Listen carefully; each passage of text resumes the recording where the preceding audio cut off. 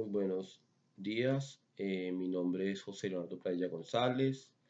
Soy estudiante de segundo semestre del doctorado de Ciencias de Educación de la Universidad Rafael Belloso Chacín, en Maracaibo, Venezuela. Es un gusto para mí tener esta participación en el seminario Análisis de Discurso orientado por el doctor José González. Bueno, eh, de ser estudiante quiero decirles que soy un docente de una escuela rural. Trabajo en un municipio que se llama Alpujarra, un municipio que tiene unas veredas. Prácticamente trabajo en la institución técnica Arada, una institución agropecuaria. Eh, lo que quiero dar a conocer en este momento es una investigación eh, que se realizó allí, en ese contexto, sobre las concesiones de la práctica pedagógica de los docentes de la institución técnica La Arada. La idea es dar como a conocer cuáles son sus pensamientos, sus creencias sobre la práctica en educación y sobre la praxis educativa. Todos sabemos pues que la educación actualmente mm, está, se está haciendo unos cambios muy fuertes. Vemos que tradicionalmente se está enseñando, ¿cierto? Pero esas prácticas deben cambiar y deben adecuarse a los intereses de los estudiantes, a los intereses de la comunidad y a las necesidades que amerita el mundo moderno.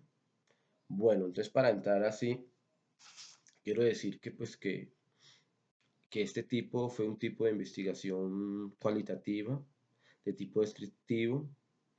Se hicieron entrevistas, se hicieron descripción de las prácticas pedagógicas y se triangularon con una participación de un foro. Bueno,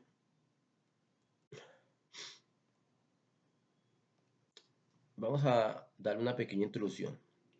Vitarelli en el 2010 plantea que el espacio educativo eh, es, un, es una parte de un complejo de un proceso social que da como, digamos, da como una explicación de multiplicidad a los escenarios, operaciones, relaciones subjetivas. Entonces, esto lo que quiere dar a conocer es que la educación es un trabajo de sentido social que transforma realidades. O sea, la educación transforma realidades. ¿Cómo las transforma? ¿Cómo se transforman? Cambiando el pensamiento y las acciones a, a- a realizar.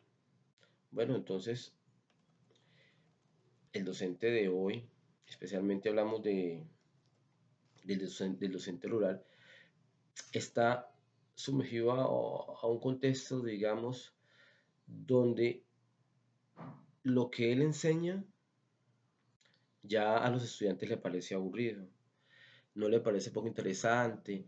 Vemos que se ha perdido muchas cosas, se ha perdido como, como ese sentido de admiración a las cosas. Y eso, pues, a pesar de que el docente es una persona muy recursiva y muy creativa, trabaja con los recursos del medio, necesita también como esa ayuda de todos los factores o de todos los elementos, digamos, que componen la comunidad educativa, tanto padres, dirigentes, estudiantes, alumnos, sector productivo, todos para que trabajen de una manera conjunta, íntegra para definir qué es lo que se quiere y qué es lo que se necesita. Entonces, desde ese contexto hablamos mucho de la parte de qué educación queremos y hacia dónde queremos proyectar. Entonces hablamos de educación de calidad. que a pesar muchos gobiernos trabajan de esa educación de calidad. En el caso de Colombia se están llevando el ministerio implementó unos estándares. Esos estándares están especificados por grados, por áreas y por grados. Y, y dice qué es lo que el muchacho debe saber, qué es lo que debe saber en cada grado, teniendo en cuenta las tres competencias: el saber ser, el saber hacer eh, y el saber ser en un contexto. Entonces, a pesar de que existen todos los instrumentos que da el Ministerio de Educación Nacional, vemos que la educación que se está impartiendo, eh, el maestro la está instrumentalizando. ¿Qué quiero decir con eso? Quiero decir que el maestro se vuelve como una persona que aplica como lo que se le quiere decir que es lo que se debe hacer. El gobierno dice, hay estos estándares, hay estos contenidos, por favor, aplíquenlos en la escuela y lo vamos a dejar a todos por igual. Pero nos damos cuenta que eso no es conveniente, porque las necesidades de los contextos rurales y las unidades de contextos urbanos son muy diferentes. Hay niños que viven a 2, 3 horas, no cuentan con un transporte. La cuestión de la alimentación escolar no son suficientes, los padres no cuentan con los recursos suficientes para darle a lo mejor a los hijos. Entonces, ¿cómo vamos a comparar mucho que contiene transporte? Sus padres cuentan con mayores ingresos. De ahí, de ahí, el docente a veces es catalogado como una persona pues que está lejos de una escuelita, pero la verdad, esa persona está haciendo mucho, mucho, mucho por construir patria, por construir país. Los docentes somos los verdaderos héroes, porque aportamos a las construcciones, las transformaciones sociales. ¿Qué queremos con esta investigación que se realizó? Dar ese concepto de vista, de que cada uno tiene y de sus aportes, de cómo pueden mejorar el proceso. Y nos damos cuenta que en esta investigación que se hizo en el contexto rural, los docentes tienen muchas cualidades, muchas cosas que han ayudado, pero algunos, digamos, algunos políticos, algunos padres de familia, algunos, no digamos todos, no comprenden, algunos. Y les voy a decir qué resultados dio esa investigación, cómo se hizo ese entorno, con esos antecedentes y todo eso. Dimos cuenta que muchos padres quieren seguir con una educación tradicional, que se les exija a los estudiantes a través de castigo, que se les pongan normas severas, pero en su casa no, ellos no controlan a sus hijos. Espera que el Estado los eduque, los forme, le dé valores, porque estamos ocupados. Entonces las escuelas parecieran que fueran unas guarderías y donde el docente tiene que hacerse cargo de todo. El Estado y algunos políticos le dieron a la concesión a la gente de que por eso estaba la escuela, que no se que preocupara, por eso están los profesores para que le educaran y cuidaran a sus hijos. Se aparta de mucho de los objetivos que pretende la educación.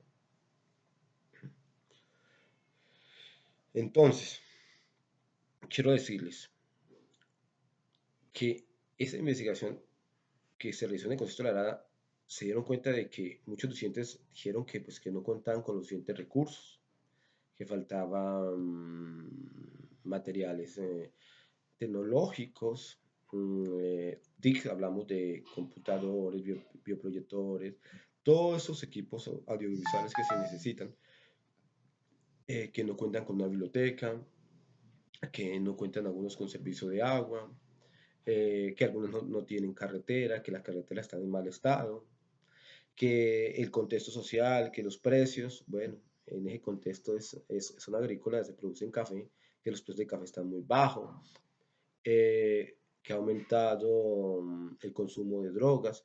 Hay muchos entornos, problemas sociales que tienen que ver para que esa educación forme. O sea que no solamente se pueden hacer cambios internos dentro de la práctica aula, sino que también se necesita un contexto para que mejore. ¿Qué hace el docente? El docente es un facilitador, una persona mediadora que le dice al estudiante, mm, a través de su conocimiento y a través de todo lo que se enseña,